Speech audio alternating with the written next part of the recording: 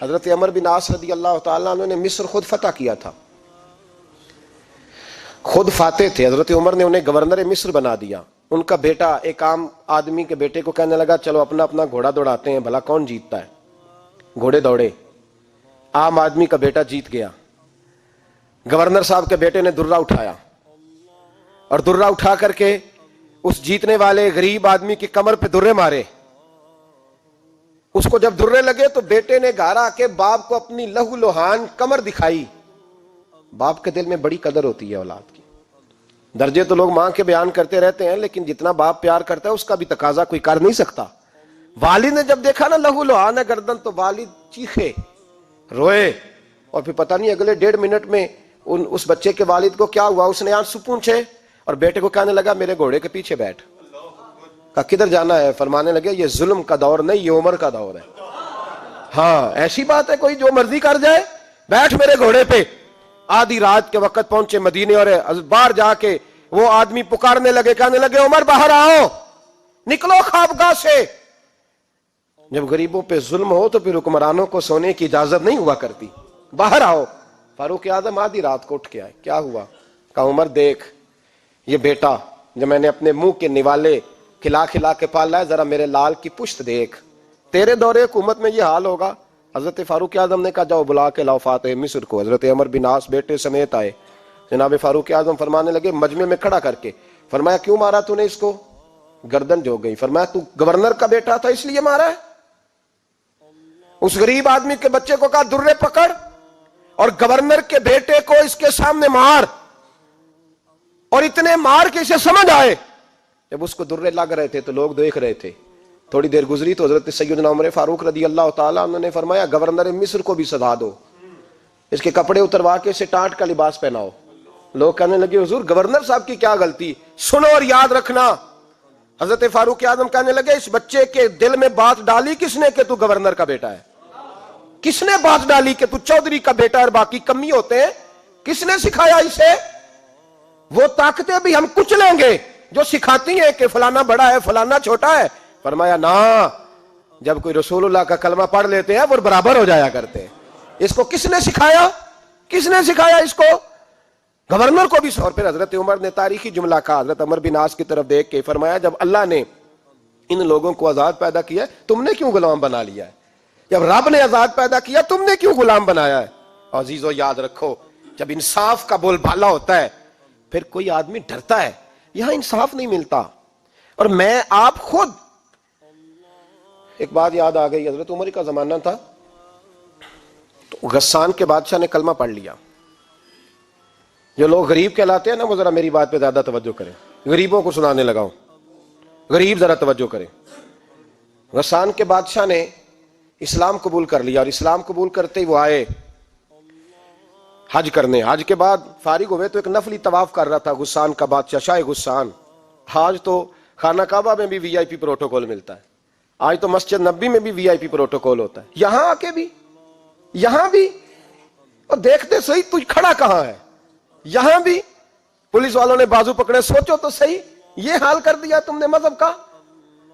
طواف کعبہ ہو رہا ہے اور غسان کے بادشاہ نے جبہ پہنا ہوا ہے باریک اور لمبا. وہ طواف کعبہ کر رہا تھا تو ایک غریب آدمی کا پیر اس کے جبے پہ آ گیا. جب پیر آیا تو اس نے پلٹ کے غریب کے منہ پہ تھپڑ مارا. جب تھپڑ مارا تو اس غریب نے سیدنا فاروق اعظم کی عدالت میں مقدمہ کر دیا. کہا بادشاہ نے تھپڑ مارا ہے. حضرت عمر فاروق رضی اللہ تعالیٰ عنہ نے بادشاہ کو بلایا. فرمایا تو نے اس غریب کو مارا ہے؟ کہا جناب اس نے پیر رکھا تھا. تو فرمایا پیر رکھا تھا تو کیا ہو گیا؟ تو نے کیوں لمبا جبہ پہنا تھا؟ تجھے سمٹ کے چلنا چاہیے تھا. کہا میرے لیے حکم کیا ہے؟ حضرت عمر کہنے لگے یہاں اسے رات میں راضی کر لے، ورنہ صبح اسی جگہ اسی کونے میں خانہ کعبہ کے سائے میں وہ غریب تیرے منہ پہ تھپڑ مارے گا اور تجھے تھپڑ کھانا پڑے گا. غریبوں سنو سنو، ساری رات وہ غسان کا بادشاہ غریب کی منت کرتا رہا تو راضی ہو جا. غریبوں تم سے شکوہ ہے، تم 2-4 لاکھ پہ راضی ہو جاتے ہو. غریبوں تم سے شکوہ ہے، تم انصاف ہونے نہیں دیتے. غریبوں تم تھوڑی تھوڑی بات پہ مطمئن ہو جاتے ہو. تھوڑی تھوڑی بات، جتنے غریب تن ہیں لباسوں سے دور دور اتنی ہی چادریں میں مزاروں سے چھین لوں، اور جتنے غریب گھر ہیں اجالوں سے دور دور اتنی ہی روشنی میں ستاروں سے چھین لوں. اتنی تو ہمتیں ہو میری کم سے کم بلند کہ شاہوں کے تاج فقط اشاروں سے چھین لوں. تمہاری زیادتی ہے, تم نے ظلم پروان چڑھایا ہے. جب تم چودھری کے کہنے پر, ایم این اے کے کہنے پہ راضی ہو جاتے ہو, تم انصاف ہونے نہیں دیتے. ڈٹنا سیکھو, کھڑے ہونا سیکھو. جب اسے کہا نا راضی ہو جا, تو وہ غریب کہنے لگا میں راضی ہو جاؤں اور کل تو کسی اور کو بھی تھپڑ مارے. فرمایا جتنی تیرے پاس دولت ہے لا کے قدموں میں رکھ. ہم دولتوں کی پرواہ اس لیے نہیں کرتے کہ ہم نے محمد عربی کا چہرہ دیکھا ہوا ہے. اب میری نگاہوں میں جچتا نہیں کوئی, اس لیے کہ جیسے میرے محبوب ہیں ویسا نہیں. تم اثر لینا چھوڑ دو, تم اثر بڑا لیتے ہو. ہاں تمہارے اوپر چیزیں اثر انداز ہوتی ہیں, اس لیے انصاف نہیں ہوتا. ڈٹنا سیکھو, کھڑے ہونا سیکھو. جو بھائی ڈٹ جاتا ہے نا وہ بڑے کمال کر جایا کرتا ہے. ساری رات مناتا رہا. حضرت عمر سے کہنے لگا وہ نہیں مانتا, تو جناب عمر کہنے لگا پھر تیاری کر لے. ہم بادشاہ نہیں دیکھیں گے, دولت نہیں دیکھیں گے, ہم رسول اللہ کا دین دیکھیں گے, ہم نبی پاک کا نظام دیکھیں گے. وہ بادشاہ رات کو دوڑ گیا, بھاگ گیا, جا کے عیسائی ہو گیا. لوگوں نے کہا اتنا قیمتی آدمی عمر نے ضائع کر دیا. فرمایا چپ کرو, میں نے کوئی چیز ضائع نہیں کی, میں نے تو اپنے رسول کا دین بچا لیا ہے. کوئی شے ضائع نہیں ہوئی. عدل جب تک, میں پھر کہوں گا, اس عدل کے نقصان میں ہر آدمی برابر کا شریک ہے. ہم عدل ہونے نہیں دیتے, ہم عدل قائم نہیں کرتے. ہمارا تقاضا ہی نہیں کہ عدل ہو, ہم اپنے آپ کو عدل کے لیے پیش ہی نہیں کرتے, مزاج ہی نہیں. حضرت علی المرتضیٰ ایک جری انسان تھے, اور وہ علی تھے جن پر انسانیت رشک کرتی ہے. اور مولا علی وہ ہستی تھے کہ میرے مصطفیٰ کریم صلی اللہ تعالی علیہ وسلم نے فرمایا اس کے دیدار کو تو فرشتے بھی آیا کرتے. نا بڑا آدمی, اور پھر امیر المومنین خلیفۃ المسلمین حضرت علی. خود مولا علی نے حضرت قاضی شریح کو قاضی بنایا, چیف جسٹس بنایا, اپنے ہاتھوں سے تعیناتی کی. حضرت مولا علی رضی اللہ تعالیٰ عنہ کی زرہ گم ہو گئی.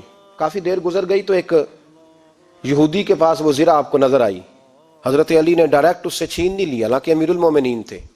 ہمارے ہاں ڈنڈا بھی بڑا چلتا ہے نا, جو طاقتور ہوتا ہے وہ تو تھانے جاتا ہی نہیں, اس کو ضرورت نہیں, اس نے تو بندے رکھے ہوئے ہیں, اس کو تو پتہ ہے کام کیسے لینا ہے. لیکن حضرت علی نے آئینی رستہ اختیار کیا, قانونی رستہ.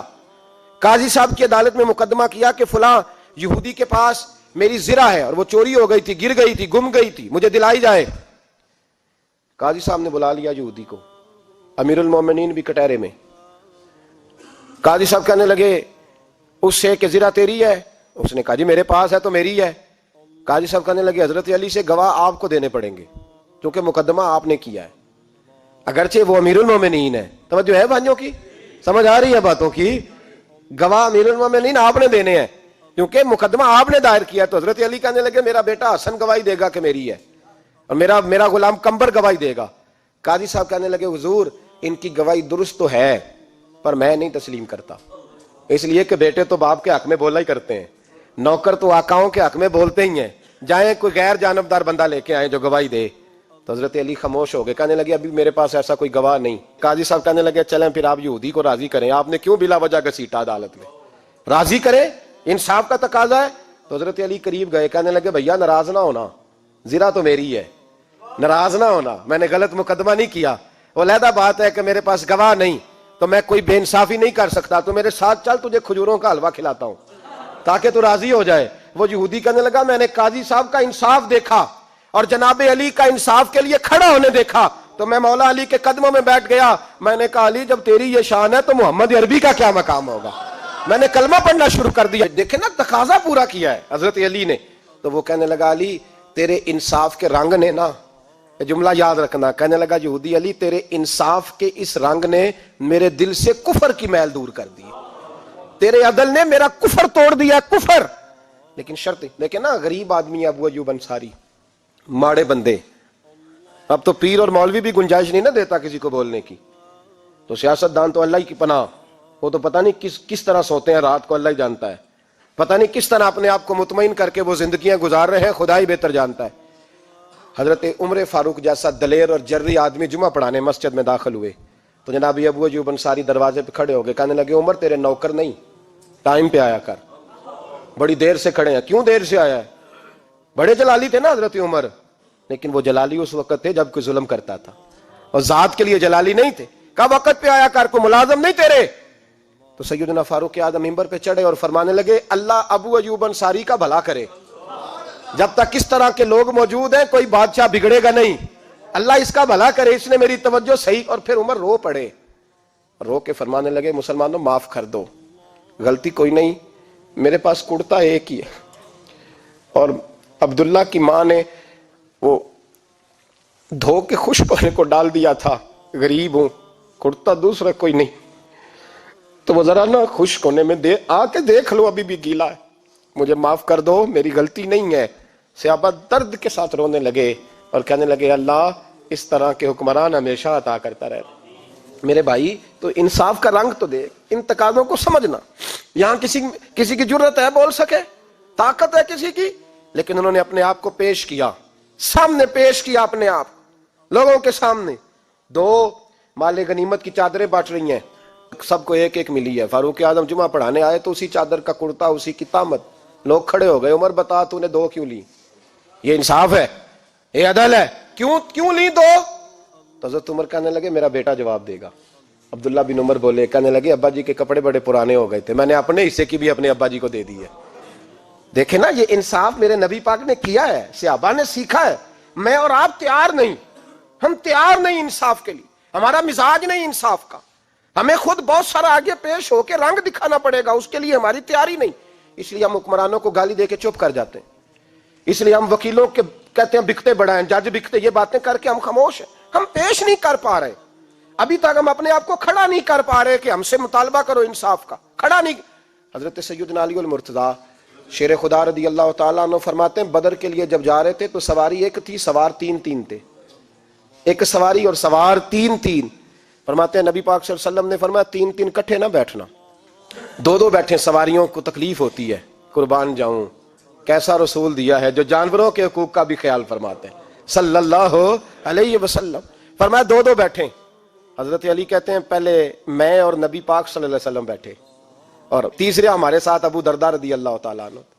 فرماتے ہیں جا رہے تھے بدر کے لیے، پہلے میں اور حضور بیٹھے، پھر نبی پاک اور ابو درداء بیٹھے۔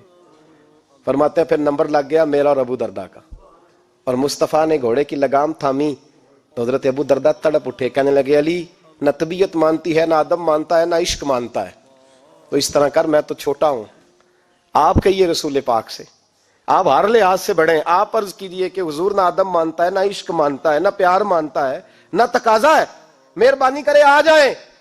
حضرت علی ہاتھ باندھ کے عرض کرنے لگے محبوبہ ٹھیک ہے، باری آپ کی پیدل چلنے کی ہے، پر مہربانی کریں، ادب پیار اور محبت مجبور کر رہی ہے۔ تو حضور نے فرمایا علی چپ کر، میں عدل نہیں کروں گا تو لوگ عدل سیکھیں گے کیسے؟ اگر میں عدل نہیں کروں گا تو قوم سیکھے گی کیسے؟ مجھے عدل کرنے دے، انصاف کرنے دے۔ فرمایا چلنے دے مجھے پیدل، کچھ نہیں ہوتا، تقاضا ہے عدل جب تک پورا نہیں ہوتا۔ آپ یقین کریں میرے اساتذہ کہا کرتے تھے میں عدالت کو عدالت نہیں کہتا، کچہری کہتا ہوں، اس لیے کہ عدالت وہ ہوتی ہے جہاں عدل ہوتا ہے۔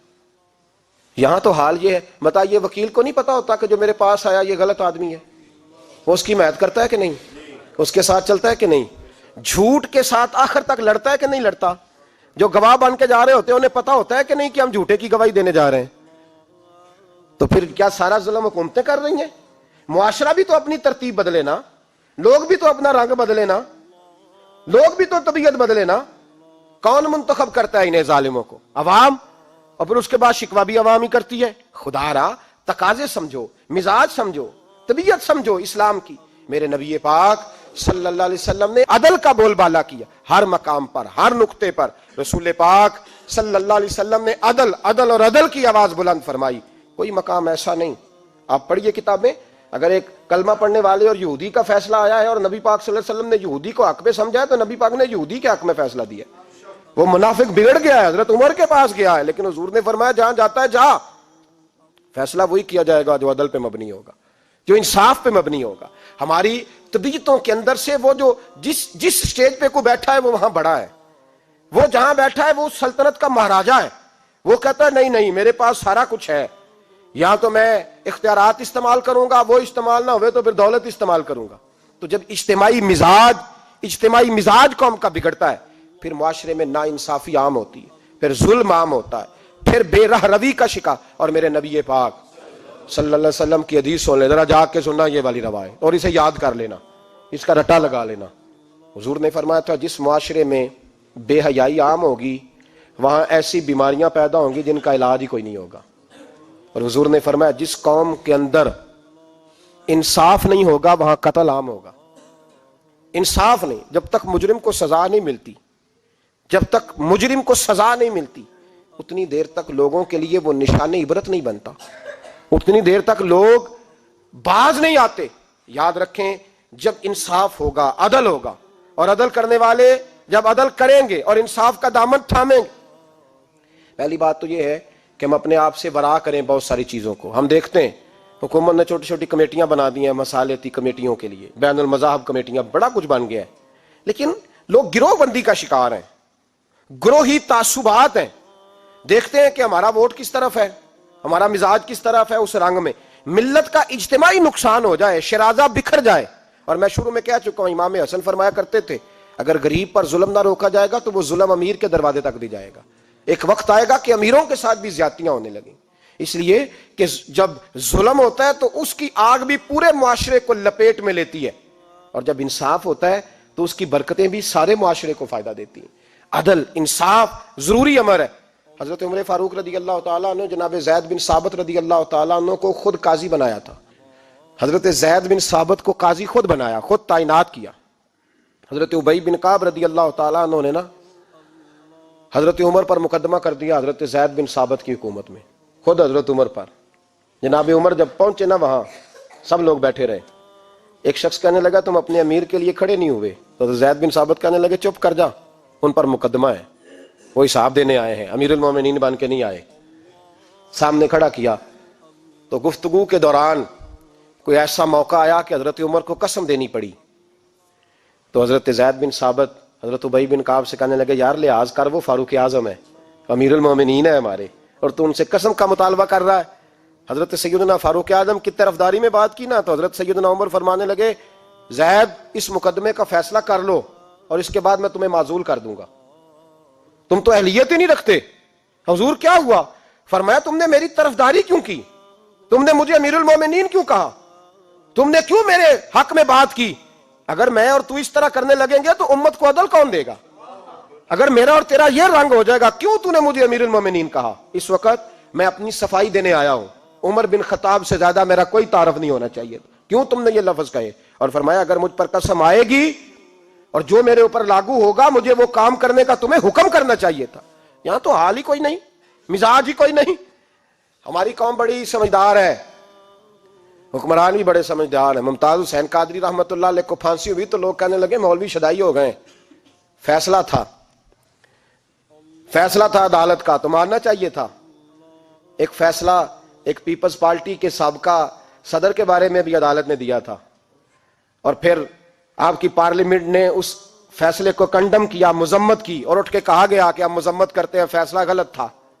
جب حضرت ممتاز قادری کے حق میں فیصلہ آئے تو اس وقت لوگ بولتے ہیں، کہتے ہیں دیکھو جناب عدالت کا فیصلہ ہے اور مولوی کہہ رہے پھانسی نہ دو. اور جب ایک شخص پر، ایک عام آدمی پر فیصلہ آئے اور بڑی عدالت کرے اور وہ چوکوں چوراہوں میں کھڑا ہو کے کہے کہ ہم اس فیصلے کو نہیں مانتے، پھر کوئی آدمی نہیں بولتا. پھر کسی جگہ ہم نے کہا تھا بچ جا، تو رسول اللہ صلی اللہ علیہ وسلم کی ناموس والوں کا لحاظ کر، اللہ رسول تیرا خیال فرمائیں گے. لیکن یہاں عدل اور انصاف کے تقاضے بڑے عجیب ہیں. غریب کے حق میں فیصلہ اور ہے اور امیر کے حق میں فیصلہ اور ہے. چودھری صاحب پہ درخواست آ جائے تو ایس ایچ او صاحب ٹیلی فون کرتے ہیں، چودھری صاحب درخواست آئیے تو کی کرنا جے، وہ کی کرنا تے تے اپلیکیشن آئیے لینی ہے کہ نہیں. اور اگر غریب آدمی بیچارہ ریڑی والا 4 بیٹیوں کا باپ ہے اور نہ وہ گدھا گاڑی پہ بیچتا ہے فروٹ، تو غلط کراسنگ کی وجہ سے مقدمہ ہو گیا ہے، تو چودھری کو ساتھ لے کے وہ گیا ہے، چونکہ 4 بیٹیاں نا اور کل اس کی ملکیت وہی 5000 تھا جس کا اس نے فروٹ خریدا تھا. چودھری بھی کرسی پہ، ایس ایچ او بھی کرسی پہ، اور غریب آدمی زمین پہ بیٹھا ہے، اور ایک ایک زبان سے 32 گالیاں اسے دی جا رہی. وہ کہتے ہیں چودھری صاحب تہاڈی مہربانی، میں تو شامی گھر جانا ہے تو میری تیاں روٹی کھانی، مہربانی کرو میرا سامان واپس کر دو، مہربانی کرو خدا را میرا سامان دے دو. او یار ظلم یہ ہے کہ یہاں امیر کے لیے قانون اور ہے اور غریب کے لیے قانون اور ہے. اس وقت پھر ظلم ہوتا ہے، پھر زیادتی ہوتی ہے، پھر ملتیں نہیں بنتی، پھر اس سے ڈاکو پروان چڑھتے ہیں. اس سے پھر ظالم پروان چڑھتے ہیں. اپنے آپ کو پیش کرو. یاد رکھو میرے نبی پاک صلی اللہ علیہ وسلم نے فرمایا ظلم قیامت کے اندھیروں میں سے ایک اندھیرا ہوگا. ظالموں کو قیامت کے دن ٹھوکریں لگیں گی, رستہ نہیں ملے گا. اپنے آپ کو پیش کریں. چھوٹی سی بھی زیادتی, چھوٹا سا بھی ظلم نہ ہونے پائے. انصاف کے تقاضے پورے ہونے چاہیے. نبی پاک صلی اللہ تعالی علیہ وسلم نے جو امت ہمیں بنایا ہے تو اس امت میں انصاف کا بول بالا ہے. کوئی آدمی انصاف سے بالا تر نہیں. بہت بڑی بات کرنے لگا ہوں. امام ابو نعیم نے لکھا ہے, خود رسول پاک نے اپنی ذات کو انصاف کے لیے پیش کیا. اس بات کو میں جب کبھی سوچتا ہوں نا تو لگتا ہے کہ روح پرواز کر رہی ہے, پر پتہ نہیں کہاں کہاں سے ہو آئی ہے. انصاف کا بول بالا ایسے نہیں ہوتا. حضرت فاروق اعظم اور مولا علی اور عثمان غنی اور ابو بکر صدیق اور سیدنا قاضی شرح جیسے لوگ ایسے ہی تیار نہیں ہوتے. ان کے پیچھے جو میرے رسول پاک صلی اللہ علیہ وسلم کا مزاج ہے اس کو سمجھیں, غور کریں. میں جب اس پہلو کو دیکھتا ہوں نا, آپ یقین کریں, یہ روایت میں کبھی کبھی پڑھتا ہوں اور کبھی کبھی اس کو بیان کرتا ہوں تو میں کھو جاتا ہوں بہت ساری جگہوں پہ. پتہ نہیں کہاں کہاں کا سفر طے ہو جاتا ہے. حضرت عکاشہ بن محصن رضی اللہ تعالیٰ عنہ فرماتے ہیں کہ نبی پاک صلی اللہ علیہ وسلم کے وصال سے 2-3 دن پہلے کی بات, محبوب پاک صلی اللہ علیہ وسلم نے فرمایا سب لوگوں کو مسجد نبوی میں اکٹھا کرو. اکٹھا کیا. جب کوئی نئی آیت آتی تھی یا کوئی جنگ کی تیاری ہوتی تھی تو لوگ اکٹھے کیے جاتے تھے. سب کو اکٹھا کیا. کہتے ہیں جب حضور کا حجرہ نور کھلا تو 2 آدمی بظاہر حضور کو سہارا دے کے لائے. اتنی بخار اور کمزوری ہے. حضور منبر پہ بیٹھے اور جب نبی پاک بات کرتے ہیں تو ہاتھ مبارک پہ بظاہر راشا ہے, کانپتے ہیں دستے اقدس. محبوب نے مجمع پہ نظر ڈالی, فرمایا تمہیں کسی نئے حکم کے لیے نہیں بلایا, بس اللہ نے اپنے ایک بندے کو اجازت دی, چاہے تو دنیا میں رہے اور چاہے تو اس کی بارگاہ میں حاضر ہو جائے. اس بندے نے پردے کا فیصلہ کیا ہے. میں نے تمہارے بیچ وقت گزارا ہے, تمہارے ساتھ رہا ہوں. حضور فرمانے لگے میری زبان سے, میرے قول سے, میرے فعل سے غلاموں کسی کو تکلیف پہنچی ہو تو بدلہ لے سکتا ہے. یہ نہیں فرمایا معاف کر دو, اٹھو اور بدلہ لو. حقیقی جمہوریت تھی نا. حضرت عکاشہ بن محصن پیچھے سے کھڑے ہو گئے, بوڑھے آدمی, کہنے لگے حضور ایک جنگ میں صفیں سیدھی کراتے کراتے میری ننگی پشت پہ درہ مارا تھا آپ نے, بدلہ لینا ہے. عجیب ہی منظر بن گیا مسجد نبی کا. آنسو بہنے لگے, لوگ تڑپنے لگے. محبوب نے فرمایا بلال جاؤ, فاطمہ کے گھر میں درہ پڑا ہے, لے آؤ. حضرت بلال کہتے ہیں سیدہ کے دروازے پہ دستک دی. اماں جی نے کہا کون؟ اماں جی میں غلام بلال ہوں, وہ درہ چاہیے تھا. تو سیدہ کہنے لگی نہ تو جنگ ہے نہ جہاد ہے, حضور نے درہ کیا کرنا ہے, طبیعت مبارک تو علیل ہے. بلال ماجرا کیا ہے؟ حضرت بلال رو پڑے, کہنے لگے ایک صحابی بدلہ لینا چاہتے ہیں. حضرت فاطمہ نے امام حسن اور حسین کو باہر نکالا, درہ دیا. کہنے لگی بلال عکاشہ سے کہنا میرے بیٹوں کے وجود پہ 100 درے مارے. انہوں نے فاطمہ کا دودھ پیا, سی کوئی نہیں کریں گے لیکن حضور تک کوئی نہ جائے, اور میں نے ویسے بھی حضور پر قربان کرنے کے لیے پیدا کیے. سیدنا بلال حبشی رضی اللہ تعالیٰ عنہ فرماتے ہیں میں روتا ہوا درہ لیا, شہزادے لیے, اور میں جب حاضر خدمت ہوا نا حضور کے دروازے پہ داخل ہوا, محبوب پاک صلی اللہ علیہ وسلم نے امام حسن اور حسین کو دیکھا تو حضور رو پڑے, فرمانے لگے انہیں بٹھا دو, مجھے پتا ہے فاطمہ نے کیا کہہ کے بھیجا, بٹھاؤ. شہزادے بیٹھ گئے. میرے محبوب پاک علیہ السلام نے فرمایا عکاشہ کو درہ دو. حضرت عکاشہ کہتے میں درہ لے کے آگے بڑھا تو کسی نے میرا پیر تھاما. جب میں نے نیچے دیکھا تو ابو بکر صدیق تھے. کہنے لگے یار میری کمر پہ مار, حضور کے قریب نہ جانا. نبی پاک نے فرمایا صدیق ہٹ جا یار, بیچ میں سے آنے دے. کہتے میں ذرا آگے بڑھا تو مولا علی شیر خدا نے میرا پیر تھاما. عکاشہ نہ کر, میں نے کہا آنے دو. محبوب فرمانے لگے علی ہٹ جاؤ, اسے آنے دو. حضرت علی شیر خدا بھی ہٹ گئے. جناب عکاشہ قریب آئے, کہا حضور ذرا کمر سے کپڑا تو ہٹائیں, میری پشت اس وقت بغیر کپڑے کی تھی. محبوب نے کپڑا ہٹایا اور جناب عکاشہ نے درہ جو اٹھایا تو صحابہ کی چیخیں نکل گئی, رونے لگے اور نہ کرنا یار نہ کرنا. جناب عکاشہ نے درہ دور پھینکا اور حضور کے وجود کو چومنے لگے. کہنے لگے کس نے درہ مارنا تھا, میں تو جاتے جاتے حضور کا بوسہ لے کے اپنے لیے جنت اکٹھی کرنے جا رہا تھا. میرے محبوب پاک صلی اللہ علیہ وسلم نے فرمایا جس نے جنتی دیکھنا ہو میرا عکاشہ دیکھے. امت کو درس دیا, امت کو درس دیا. پیش کر اپنے آپ کو انصاف کے لیے, آگے بڑھ, پیش کر اپنے آپ کو انصاف کے لیے اور کھڑا ہو جا عدل کے لیے. ان اللہ یأمر بالعدل والاحسان, اللہ تمہیں حکم دیتا ہے عدل کا. میرے مصطفیٰ کریم صلی اللہ علیہ وسلم نے خود, حالانکہ وہ درہ جو محبوب پاک صلی اللہ علیہ وسلم نے ان کو مارا وہ عمدن نہیں تھا, وہ تو صفیں سیدھی ہو رہی تھی, کہا تم بھی آگے ہو جاؤ, تم پیچھے ہو جاؤ, روٹین ہوتی تھی. بھائی میرے محبوب صلی اللہ علیہ وسلم یہ پیغام دے کے گئے ہیں امت کو, عدل کا دامن تھام, انصاف سے زندگی گزار, انصاف کے ساتھ وقت گزار. اور اگر تو انصاف نہیں کر, محمود غزنوی بیٹھے ہیں, ایک بندہ تڑپتا اور روتا ہوا آ گیا, روتا ہوا, کہا کیا ہوا؟ کہنے لگا حضور میں غریب ہوں. اور ایک بات اس طرح بھی ملتی ہے کہ عورت تھی اور بی بی آ کے کہنے لگی حضور میں غریب نہیں ہوں, 3-4 بیٹیوں کی ماں ہوں, خامد فوت ہو گیا. شاہی خاندان کا ایک نوجوان میرے گھر آتا ہے اور میری بیٹیوں کے ساتھ ظلم کرتا ہے, مہربانی ہو جائے. محمود غزنوی کہنے لگے تو جا, سپاہیوں سے کہنے لگے بی بی دوبارہ آئے تو میں سویا ہوا بھی ہوں تو مجھے اٹھا لینا. کہا جیسے ہی وہ تمہارے گھر میں آئے مجھے بتانا. بی بی کہتی ہے تیسرے دن میں دوبارہ گئی, دروازے شاہی پہ دستک دی تو محمود فوراً نکلے, لباس پہنا جنگ کا, نیزہ, تلوار, تیر, کمان, گھوڑے پہ بیٹھے میرے ساتھ چلے. اور کہتے ہیں جب اندر داخل ہوئے تو وہ نوجوان گھر کے اندر تھا. محمود غزنوی نے اندر جاتے ہی کہا جلدی سے چراغ بند کرو, دیا گل کر دیا, چراغ بند کر دیا, اور محمود نے 2 وار کی اور نوجوان کی گردن اڑا دی. جب قتل ہو گیا تو محمود نے کہا پانی لاؤ, اور بی بی کہتی ہے میں پانی لائی, 1 پیالہ, 2 پیالے, 3 پیالے, 5 پیالے پی گئے محمود پانی کے, پیتے ہی جا رہے. میں نے کہا بادشاہ کیا ہوا؟ تو محمود رونے لگا, کہنے لگا تجھے انصاف مل گیا نا؟ کہا مل گیا. تو محمود کہنے لگے یہ میری سگی بہن کا بیٹا تھا اور میری بیوہ بہن کا اکیلا بیٹا تھا. جب تو میرے گھر آئی کہ شاہی خاندان کا نوجوان آتا ہے تو میں نے تحقیق کی تو مجھے پتا چلا کہ وہ تو میرا اپنا بھانجا ہے. میں نے قسم کھائی تھی کہ جب تک تجھے انصاف نہیں ملے گا میں پانی نہیں پیوں گا, پانی نہیں پیوں گا.